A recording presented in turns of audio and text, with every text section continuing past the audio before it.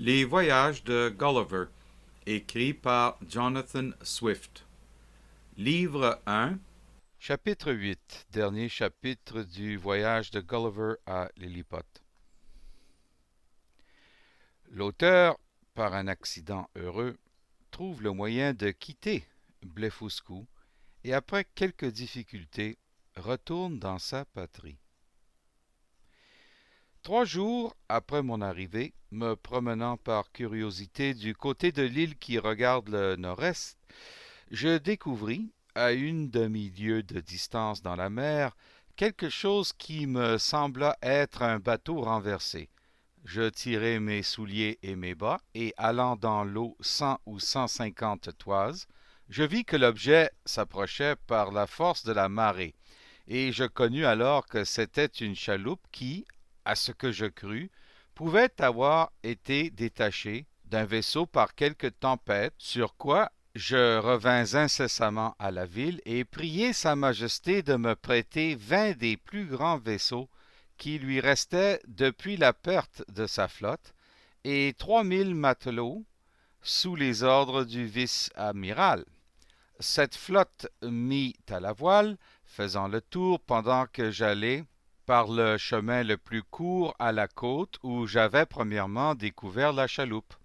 Je trouvai que la marée l'avait poussée encore plus près du rivage.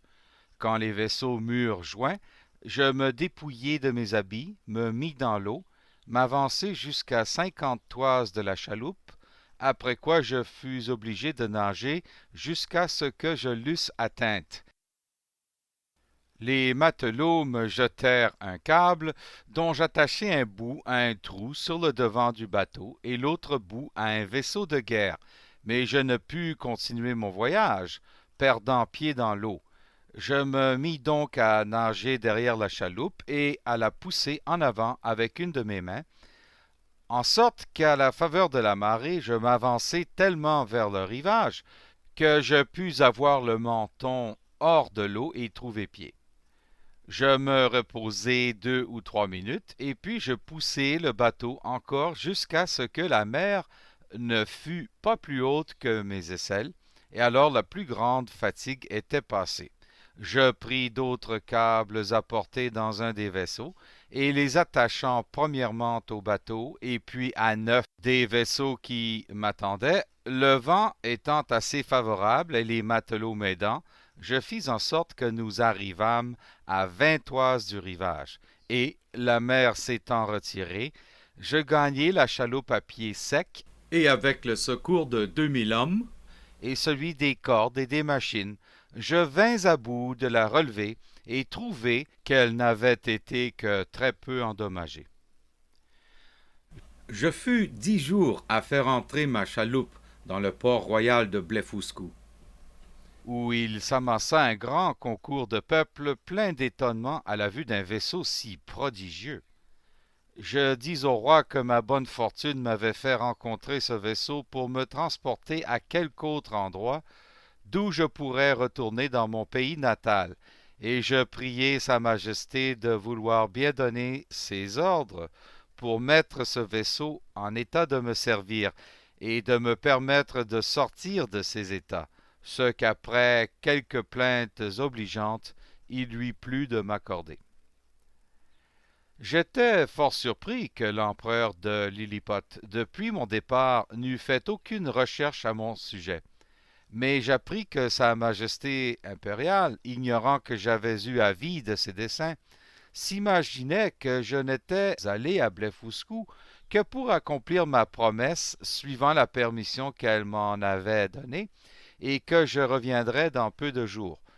Mais à la fin, ma longue absence la mit en peine, et ayant tenu conseil avec le trésorier et le reste de la cabale, une personne de qualité fut dépêchée avec une copie des articles dressés contre moi. L'envoyé avait des instructions pour représenter au souverain de Blefuscu la grande douceur de son maître, qui s'était contenté de me punir par la perte de mes yeux, que je m'étais soustrait à la justice et que, si je ne retournais pas dans 2 jours, je serais dépouillé de mon titre de nardac et déclaré criminel de haute trahison. L'envoyé ajouta que pour conserver la paix et l'amitié entre les deux empires, son maître espérait que le roi de Blefuscu donnerait ordre de me faire reconduire à Lilliput, pieds et mains liés, pour être puni comme un traître. Le roi de Blefuscu, ayant pris 3 jours pour délibérer sur cette affaire, rendit une réponse très honnête et très sage. Il représenta qu'à l'égard de me renvoyer lié, l'empereur n'ignorait pas que cela était impossible, que quoique je lui eusse enlevé la flotte, il m'était redevable de plusieurs bons offices que je lui avais rendus par rapport au traité de paix. D'ailleurs, qu'ils seraient bientôt l'un et l'autre délivrés de moi parce que j'avais trouvé sur le rivage un vaisseau prodigieux capable de me porter sur la mer, qu'il avait donné ordre d'accommoder avec mon secours et suivant mes instructions, en sorte qu'il espérait que, dans peu de semaines, les deux empires seraient débarrassés d'un fardeau si insupportable. Avec cette réponse, l'envoyé retourna à Lilliput et le roi de Blefuscu me raconta tout ce qui s'était passé, m'offrant en même temps, mais secrètement et en confidence, sa gracieuse protection si je voulais rester à son service. Quoique je crusse sa proposition sincère, je pris la résolution de ne me livrer jamais à aucun prince ni à aucun ministre, lorsque je me pourrais passer d'eux. C'est pourquoi, après avoir témoigné à Sa Majesté ma juste reconnaissance de ses intentions favorables, je la priai humblement de me donner mon congé en lui disant que, puisque la fortune, bonne ou mauvaise, m'avait offert un vaisseau, j'étais résolu de me livrer à l'océan, plutôt que d'être l'occasion d'une rupture entre deux si puissants souverains.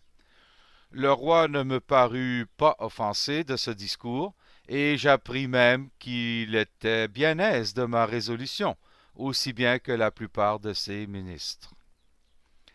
Ces considérations m'engagèrent à partir un peu plus tôt que je n'avais projeté, et la cour, qui souhaitait mon départ, y contribua avec empressement. 500 ouvriers furent employés à faire 2 voiles à mon bateau, suivant mes ordres, en doublant 13 fois ensemble leur plus grosse toile et la matelassant. Je pris la peine de faire des cordes et des câbles en joignant ensemble 10, 20 ou 30 des plus forts des leurs. Une grosse pierre que j'eus le bonheur de trouver après une longue recherche près du rivage de la mer me servit d'ancre. J'eus le suif de 300 bœufs pour graisser ma chaloupe et pour d'autres usages. Je pris des peines infinies à couper les plus grands arbres pour en faire des rames et des mâts, en quoi, cependant, je fus aidé par des charpentiers des navires de Sa Majesté. Au bout d'environ 1 mois, quand tout fut prêt, j'allai pour recevoir les ordres de Sa Majesté et pour prendre congé d'elle. Le roi, accompagné de la maison royale, sortit du palais.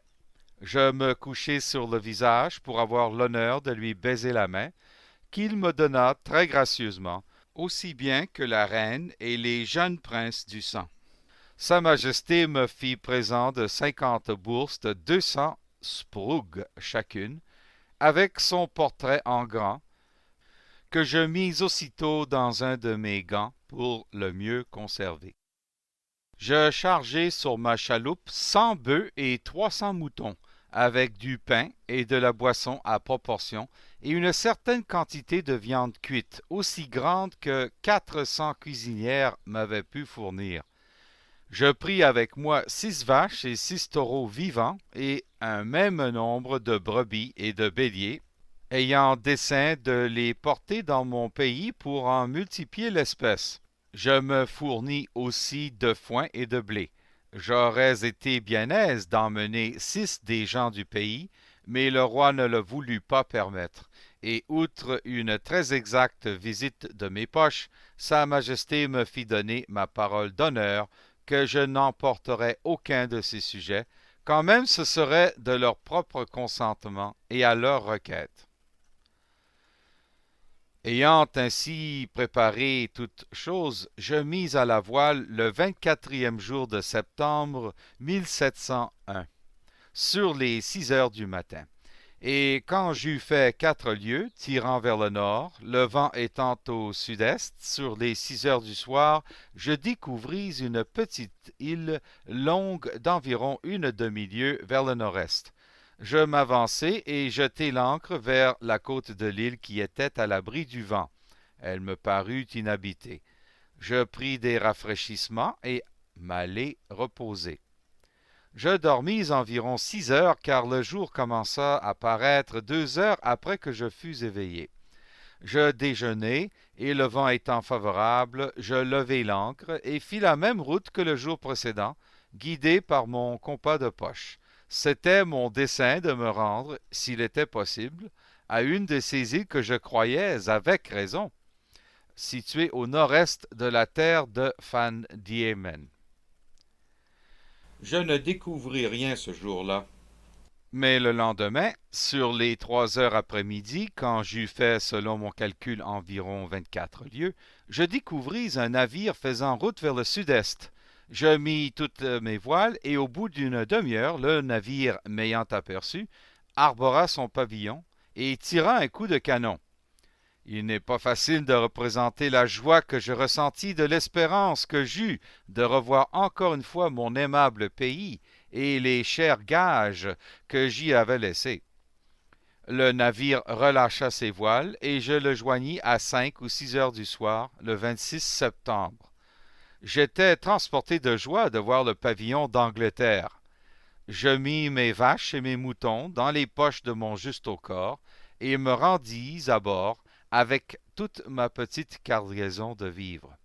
C'était un vaisseau marchand anglais, revenant du Japon par les mers du Nord et du Sud, commandé par le capitaine Jean Biddle de Deptford, fort honnête homme et excellent marin. Il y avait environ 50 hommes sur le vaisseau, parmi lesquels je rencontrai un de mes anciens camarades nommé Pierre Williams, qui parla avantageusement de moi au capitaine. Ce galant homme me fit un très bon accueil et me pria de lui apprendre d'où je venais et où j'allais, ce que je fis en peu de mots.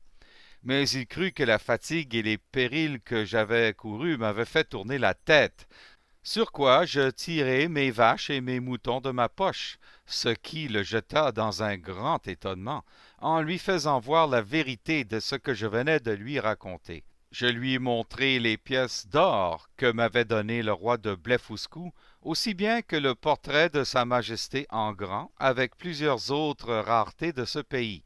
Je lui donnai 2 bourses de 200 sprugs chacune, et promis, à notre arrivée en Angleterre, de lui faire présent d'une vache et d'une brebis pleine, pour qu'il en eût la race quand ces bêtes feraient leurs petits. Je n'entretiendrai point le lecteur du détail de ma route. Nous arrivâmes à l'entrée de la Tamise le 13 avril 1702. Je n'eus qu'un seul malheur, c'est que les rats du vaisseau emportèrent une de mes brebis. Je débarquai le reste de mon bétail en santé et le mis paître dans un parterre de jeux de boules à Greenwich. Pendant le peu de temps que je restai en Angleterre, je fis un profit considérable en montrant mes animaux à plusieurs gens de qualité, et même au peuple, et avant que je commençasse mon second voyage, je les vendis 600 livres sterling. Depuis mon dernier retour, j'en ai inutilement cherché la race que je croyais considérablement augmentée, surtout les moutons. J'espérais que cela tournerait à l'avantage de nos manufactures de laine par la finesse des toisons. Je ne restai que 2 mois avec ma femme et ma famille. La passion insatiable de voir les pays étrangers ne me permit pas d'être plus longtemps sédentaire. Je laissai 1500 livres sterling à ma femme et l'établis dans une bonne maison à Redriff.